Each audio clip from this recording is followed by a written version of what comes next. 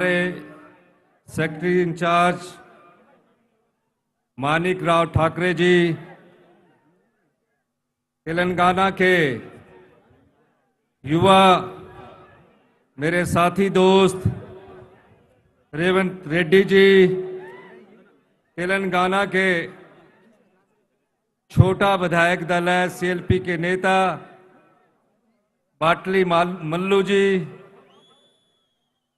हमारे पूर्व में कांग्रेस के अध्यक्ष उत्तम रेड्डी जी, वेंकट रेड्डी जी, एमपी जीवन Reddy ji, MLC Hanumant Rao ji, x PCC president. ये हमारे हिमाचल में जब हम युवा कांग्रेस में थे, हनुमंत राव जी इंचार्ज भी थे।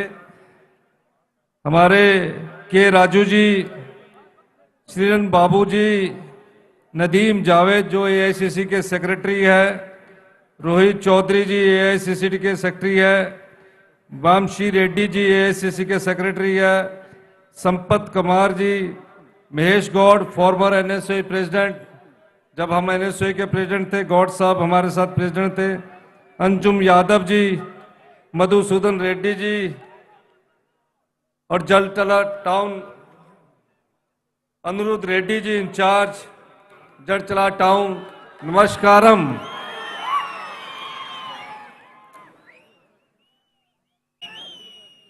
तेलंगाना के लोगों ने 70 साल पहले एक संघर्ष किया। 70 साल की लंबी लड़ाई। जब आपके बुजुर्ग लड़ रहे थे, आपने कभी जीवन में ये कल्पना भी नहीं की होगी कि हमारा एक अलग राज्य का अस्तित्व में होगा। तकरीबन 1500 लोगों ने तेलंगाना को अलग राज्य बनाने के लिए अपना बलिदान दिया। संघर्ष करते करते जब 2014 आया, यहां के 13 एमपी और तेलंगाना के लोगों ने श्रीमती सोनिया गांधी जी से अनुरोध किया। देश के प्रधानमंत्री डॉक्टर मनमोहन सिंह जी हुआ करते थे। उन्होंने कहा कि हमारे पिता दादा तेलंगाना को अलग राज्य के लिए लड़ाई लड़ रहे हैं। कांग्रेस की सरकार है, देश के प्रधानमंत्री मनमोहन सिंह जी है। सोनिया जी आप यूपीए की चेयरपर्सन हैं, 70 साल का अधिकार हमें दीजिए। ना आपको रोजगार मिलता था, ना भागीदारी मिलती थी। जब मैं यहां आ रहा था, सुबह 4 बजे मुझे राहुल गांधी जी का फोन आया। उन्होंने कहा कि आप तेलंगाना जा रहे हैं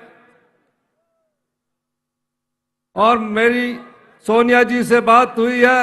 आपने तेलंगाना के राज्य को यह कहना है कि हिमाचल प्रदेश में जो हमने कहा वो हमने किया। लेकिन मैं आपको एक बात बताना चाहता हूं, जिस संघर्ष को आपने पाया, जिस संघर्ष के लिए 1500 लोगों ने बलिदान दिया, दर दर 70 साल तक आप लड़ाई लड़ते रहे, उस राज्य को अस्तित्व में लाने का श्रेय किसी एक को जाता है तो श्रीमती सोनिया गांधी या श्री राहुल गांधी की सोच है। विडंबना देखिए, कांग्रेस पार्टी की केंद्र में सरकार है। राज्य बनाने के लिए हमारे 13 सांसद सदस्य एमपी देश के प्रधानमंत्री मनमोहन सिंह जी को मिलते हैं। पार्टी के प्रदेशाध्यक्ष, दूसरी तरफ आंध्र प्रदेश में कांग्रेस की सरकार है और कांग्रेस पार्टी ने इस बात की परवाह नहीं की कि हमारी सरकार गई, सत्ता गई, लेकिन तेलंगाना का राज्य को अलग राज्य का दर्जा श्रीमती सोनिया गांधी ने दिलाकर ही दम लिया। आज बेशक आंध्र प्रदेश और तेलंगाना दोनों जगह हमारे सरकारें नहीं है, और उस राज्य में तो आंध्र प्रदेश में हमारा खाता भी नहीं खुल सका। यहां भी हम बहुत कम संख्या में रह गए हैं। अगर हमको सत्ता में ही रहना होता तो हम आंध्र प्रदेश के कभी दो टुकड़े नहीं करते।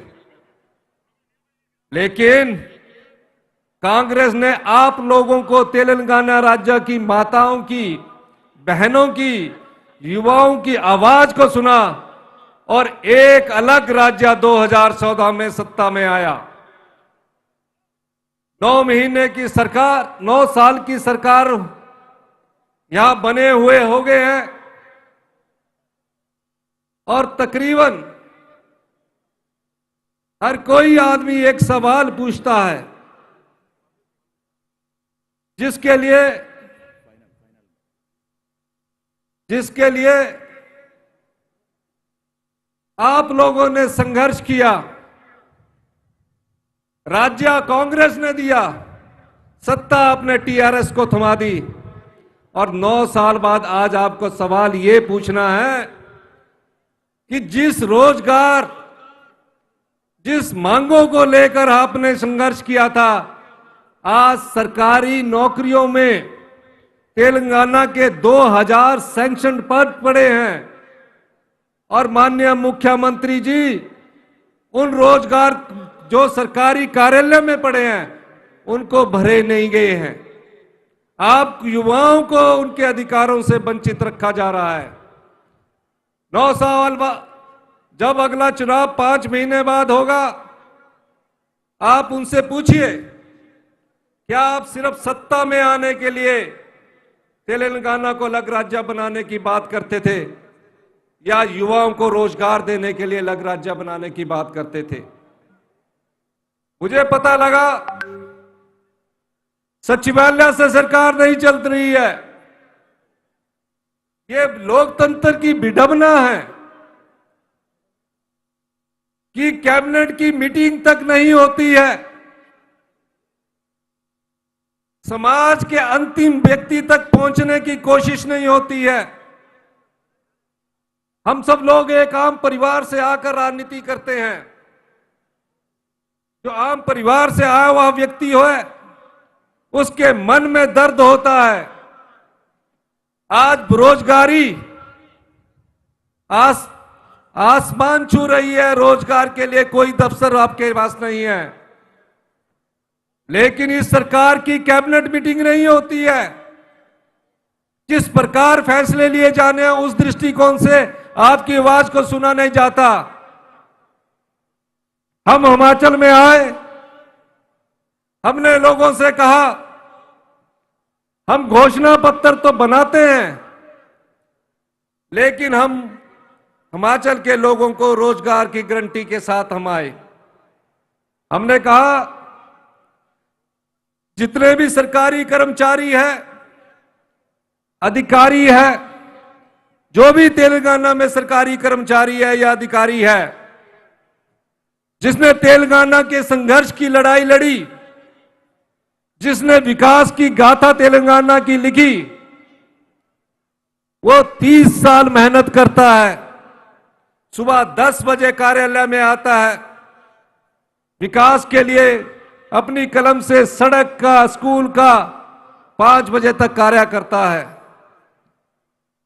हमने उन 1,36,000 को हिमाचल में सामाजिक दृष्टिकोण अपनाते हुए और मानवीय दृष्टिकोण अपनाते हुए उन्हें ओल्ड पेंशन स्कीम के तहत लाया। मैं अभी रेवंत रेड्डी जी से बात कर रहा था, मल्लू जी से बात कर रहा था। मैंने कहा, दोनों ने हमें कहा और हमारे इंचार्ज मानिकराव ठाकरे जी ने कहा कि सरकारी कर्मचारी जो अधिकारी होते हैं, अगर वो होते हैं तभी तो विकास होता है। जब वो रिटायर हो जाएंगे तब उन्हें क्या मिलना चाहिए? इकट्ठा पैसा खर्च हो जाता है। तो अभी बात करके उनसे पता लगा कि हम आने वाले समय में जिस प्रकार हिमाचल प्रदेश में ओबीएस को लागू किया था, तेलंगाना के सरकारी कर्मचारी और अधिकारियों के लिए तेलंगाना सरकार ओपीएस लागू करेगी। ये कमिटमेंट है। आज के 2 दिन बाद हमारी आभार रैली हिमाचल प्रदेश धर्मशाला में होने जा रही है सरकारी कर्मचारी और अधिकारियों द्वारा। क्यों कमिटमेंट है ये? हम अर्थनीति नहीं देख रहे, हम सामाजिक और मानवीय दृष्टिकोण में देख रहे हैं। जीवन के अंतिम पड़ाव में पैसे की जरूरत होती है। परिवारों की सोच बदल गई है। गांव में बुजुर्ग माता पिता रहते हैं, जब उनको ये एश्योरेंस मिल जाएगी कि सरकार की तरफ से हमें हर महीने पैसा मिलेगा, उनका स्वाभिमान जिंदा रहेगा, उनका आत्मसम्मान जिंदा रहेगा। इस प्रकार की कमिटमेंट आने वाले समय में हमारी जो तेलंगाना की कांग्रेस पार्टी है, वो अपनी गारंटी में आने वाले समय में शामिल करने जा रही है। हम लोग राजनीति में सत्ता के लिए नहीं है, हम राजनीति में सिर्फ विलासिता की जिंदगी जीने के लिए नहीं है। कांग्रेस पार्टी की विचारधारा, कांग्रेस पार्टी की नींव गरीब लोगों की सोच से निकलती है।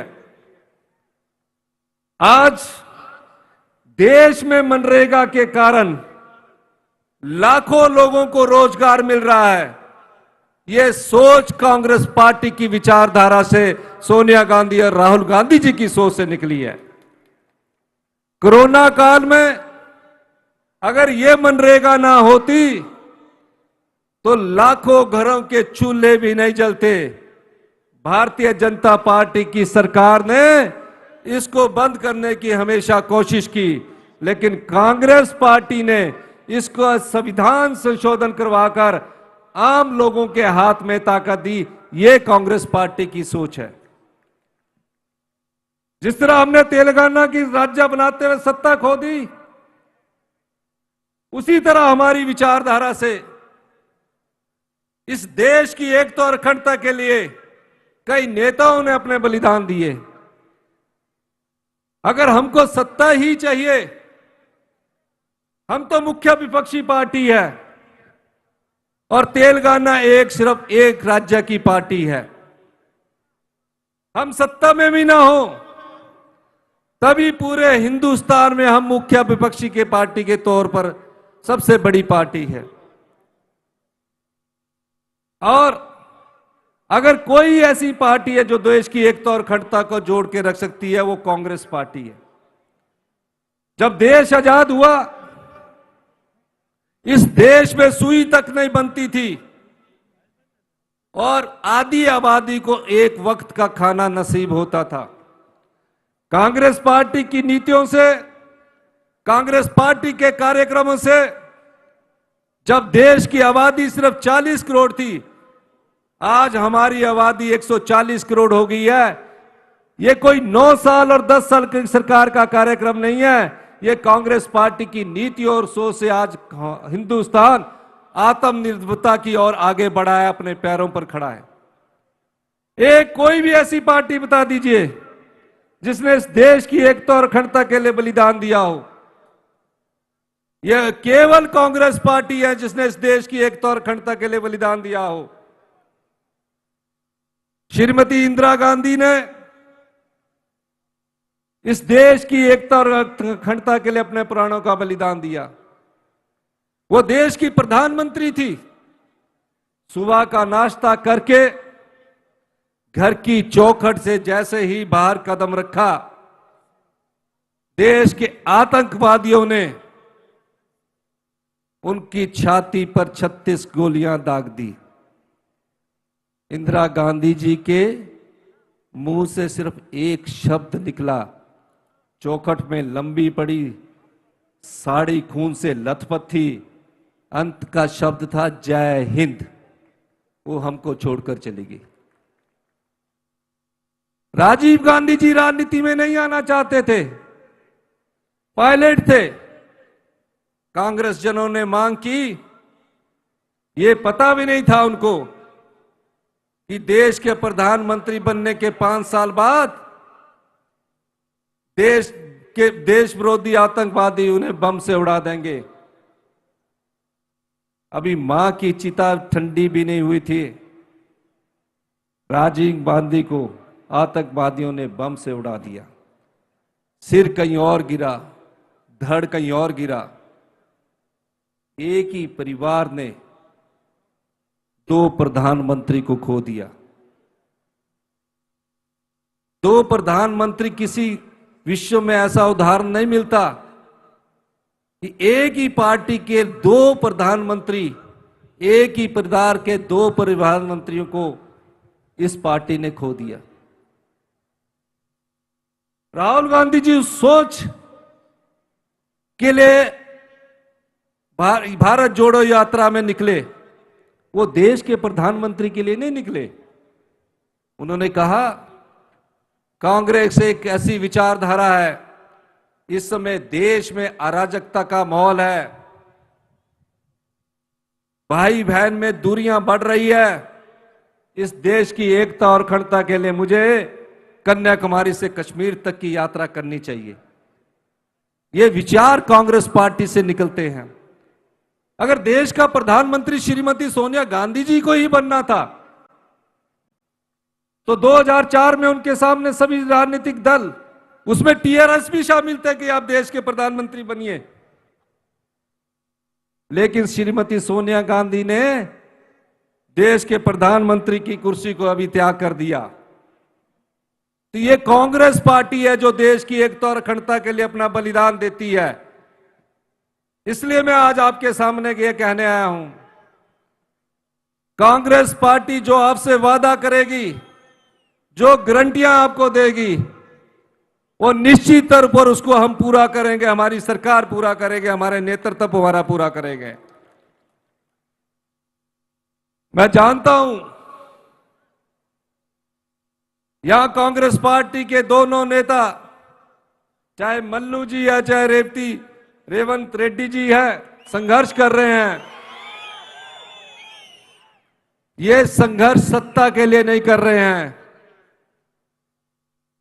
ये नहीं कह रहे कि हम सत्ता के लिए संघर्ष कर रहे हैं, ये कह रहे हैं कि हमें एक मौका दीजिए, हम व्यवस्था परिवर्तन के लिए आए हैं, गरीब की सोच को आगे बढ़ाने के लिए आए हैं। अंत में जो हमारी शेट्टी जी की 800 किलोमीटर की पद यात्रा हुई है, भट्टी जी की, उनको बहुत बहुत बधाई देता हूं। आने वाले समय में हमारे रेवंत रेड्डी जी जो और शेट्टी जी और जो नेता बैठे हैं, इनके मन में आपके लिए दर्द है। तपती गर्मी में पद यात्रा की जा रही है, ये संघर्ष है, क्योंकि ये सेवा की राजनीति में विश्वास करते हैं और व्यवस्था परिवर्तन में विश्वास करते हैं। इन्हीं शब्दों के साथ एक बार मैं फिर से तेलंगाना की जनता का बहुत बहुत धन्यवाद करता हूं। हमने आपको राज्य दिया है, हमने सत्ता कभी नहीं आपसे मांगी, लेकिन 5 महीने बाद आप जब चुनाव में जाओगे तो व्यवस्था परिवर्तन के लिए आप हमारे तेलंगाना के राज्यों को समर्थन कीजिए। ये जो वादे करेंगे वो पूरा करना हमारी विचारधारा है, हमारा कर्तव्य है, हमारा धन्यवाद है। बहुत बहुत धन्यवाद। जय हिंद, जय भारत।